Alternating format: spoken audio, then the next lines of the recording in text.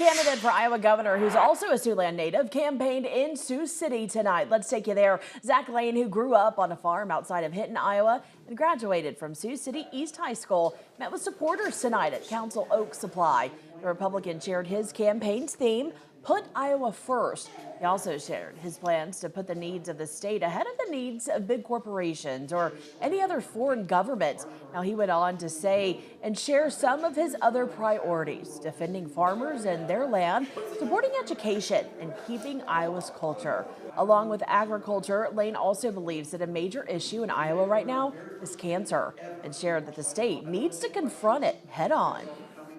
I believe that we have information on how we can solve these problems, but I also believe that we have to be told the truth by companies that are selling products in our state that could be harming our people. And so I am dedicated to holding those people accountable and making sure that our farmers and our citizens understand this, what is safe to use and what is not, and how to use those products.